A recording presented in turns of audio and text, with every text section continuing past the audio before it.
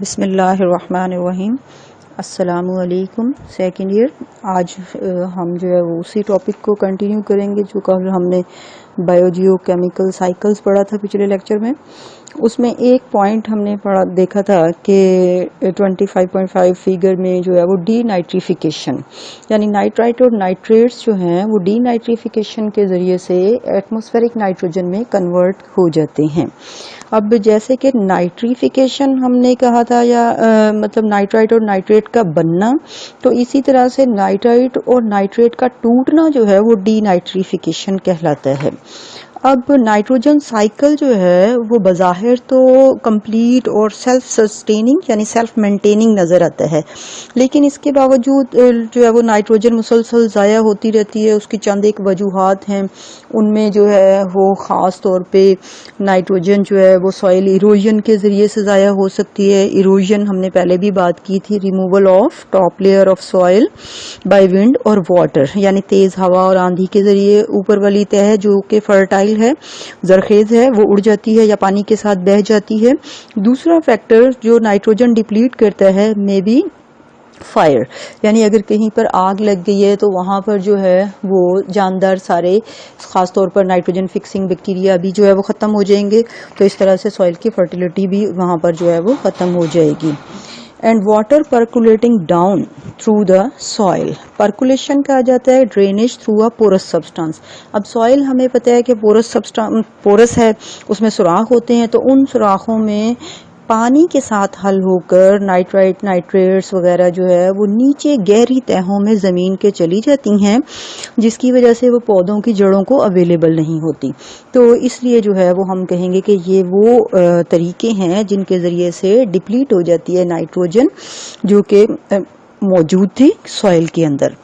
और दूसरा हमने कहा कि ऐसे बैक्टीरिया जो एनारोबिक बैक्टीरिया कहलाते हैं, ख़ास तौर पे ऐसी ज़मीन में पाए जाते हैं जहाँ पर ऑक्सीजन की डेफिशिएंसी होती है, यानी ऑक्सीजन नहीं है, तो वो अपनी ऑक्सीजन हासिल करने के लिए रेस्पिरेटरी एक्टिविटीज़ की नाइट्राइट और नाइट्रेट को ब्रेक डाउन करके उससे ऑक्सीजन ले लेते हैं और उसको N2 फॉर्म में कन्वर्ट कर देते हैं, जिसको अभी हमने डीनाइट्रिफिकेशन कहा। और ख़ास तौर पर ये ऐसी सॉइल में होता है जहाँ पर हवा यानी ऑक्सीजन की बहुत कमी होती है। हमने कहा कि ये साइकिल जो है सेल्फ सस्टेन्ड या सेल्फ मेंटेन्ड है, लेकिन इसके बावजूद लॉसेस भी जो है वो मौजूद हैं और जो है वो उसकी फिक्सेशन भी जो है वो जारी है। नाइट्रोजन फिक्सेशन के बारे में हमने कहा था कि रूट नोड्यूल्स में पाए जाने वाले बैक्टीरिया जिन्हें राइजोबियम कहा जाता है, वो एटमॉस्फेरिक नाइट्रोजन को जो है वो कन्वर्ट कर देते हैं नाइट्रोजन कंटेनिंग कंपाउंड्स में। तो अब ये तमाम जानदार जो है वो फिर उसको फोटोसिंथेसिस के ज़रिए से कह लें एनर्जी को फिक्स करते हैं और इनको प्रोड्यूसर लेवल में एंटर कर देते हैं, और ये प्रोड्यूसर्स जो है वो फिर आगे फूड चेन में एंटर हो जाते हैं। तो अब ये मुसलसल इस्तेमाल से नाइट्रोजन के किसी भी जगह पर ज़मीन में कि वहाँ पर ख़ास तौर पे कल्टीवेटेड लैंड में जो है वो मुसलसल जब फसल उगाई जाती है और हार्वेस्ट की जाती है तो वहाँ पर नाइट्रोजन की कमी हो जाती है। अब उस कमी को जो है वो किस तरह से जो है वो पूरा किया जाए, तो उसे हम कहेंगे रेमेडीज़ फॉर नाइट्रोजन डिप्लीशन, यानी कैसे इलाज किया जाए जहाँ पर नाइट्रोजन की डिप्लीशन हो चुकी है। तो उसका एक सबसे आसान हल जो है वो एडिशन ऑफ नाइट्रोजनस फर्टिलाइजर्स है, यानी ऐसी खादें उस ज़मीन में ऐड की जाएं जिनके अंदर नाइट्रोजन वाफर मिकदार में मौजूद होती है, जिसकी एग्जांपल हमारे पास यूरिया भी है। अब हम पढ़ेंगे the flow of energy in food chain of an ecosystem. अब ये फ्लो ऑफ एनर्जी से क्या मुराद है, यानी transfer of energy from sun to the producers, consumers and decomposers is called energy flow. यानी फूड चेन जो कि इकोसिस्टम में पाई जाती है उसके थ्रू जब एनर्जी ट्रांसफ़र होती है तमाम लिंक्स में या ट्रॉफिक लेवल्स में, तो उसे फ्लो ऑफ एनर्जी कहा जाता है। अब एनर्जी जो है वो हमें पता है कि हमारी एनवायरनमेंट या अर्थ पे जो है वो सिर्फ एक मेन सोर्स है जो कि सन है, और सन से ये एनर्जी जो है वो रेडिएंट हीट और लाइट की शक्ल में ज़मीन तक आती है, इकोसिस्टम में पहुंचती है। फिर यहाँ से प्रोड्यूसर्स जो है वो उसको फिक्स करते हैं और प्रोड्यूसर से फिर प्राइमरी कंज्यूमर, फिर सेकेंडरी एंड टर्शरी कंज्यूमर्स, और इस तरह से डिकम्पोजर लेवल तक जो है वो ट्रांसफ़र होती है। तो अब ये जो एनर्जी, जो सोलर एनर्जी है, उसको फिक्स किया गया, फिर उसको डिफरेंट लेवल्स या वहाँ से जो है वो मूव हो रहे हैं एक से दूसरे में, और फिर उसके बाद आखिर में आउटर स्पेस में जो है हीट की फॉर्म में चले जाते हैं। तो अब वो टोटल अमाउंट ऑफ एनर्जी जो कि प्लांट्स फिक्स करते हैं उसे ग्रॉस प्राइमरी प्रोडक्शन कहा जाता है। ये शॉर्ट क्वेश्चंस में आ जाते हैं।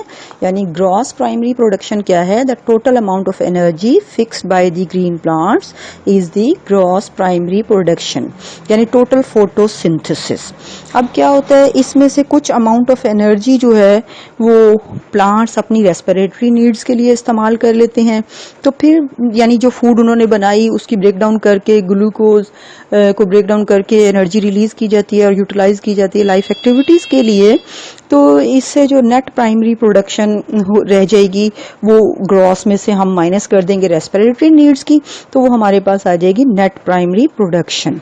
यानी नेट प्राइमरी प्रोडक्शन क्या है? The amount of energy left behind after meeting the respiratory needs of the plants is the net primary productivity which is expressed as the plant biomass. अब plant biomass क्या है? The amount of living organisms per unit area per unit time is called biomass. यानी living organisms की जो amount of living organisms है एक किसी भी यूनिट एरिया में, मीटर स्क्वायर एरिया है, और उसमें एक साल के बाद, 6 महीने के बाद या कितने टाइम के बाद जो है वो हम वहाँ पे प्रोडक्टिविटी या प्रोडक्शन या उसको नोट कर रहे हैं, तो उसे बायोमास कहा जाता है। सोलर सिस्टम के बात कर रहे थे हम कि हमारी अर्थ पर सन मेन सोर्स ऑफ एनर्जी है, और इस सन से आने वाली जितनी भी एनर्जी है उसका ओनली 1% जो है वो इकोसिस्टम में ट्रैप होता है, यानी यूटिलाइज होता है। बाकी सब का सब जो है वो इधर उधर हीट की शक्ल में जो है वो डिसिपेट हो जाता है या दूसरी एक्टिविटीज़ के लिए इस्तेमाल होता है। अब जो रिमेनिंग 99% सोलर एनर्जी है वो क्या करती है? वाटर इवेपोरेट करती है, यानी वाटर साइकिल शायद आपने पढ़ा हो कि जो ओशन में, रिवर्स में वाटर है वो हीट अप होकर वेपर्स में कन्वर्ट हो जाता है, और ये वेपर कंडेंसेशन के जरिए से फिर रेन की शक्ल में दोबारा नीचे आते हैं और फिर पानी दरियाओं और समंदरों का हिस्सा बन जाता है। तो अब वो इवेपोरेशन जो पानी समंदरों और दरियाओं से इवेपोरेट होता है वेपर्स बनकर, तो उसके लिए सोलर एनर्जी इस्तेमाल होती है।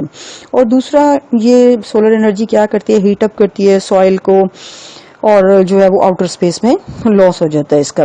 As energy transferred from one trophic level to the next, from producer to primary consumer level. तो between 80 to 90% of the original energy is heat as a product of respiration.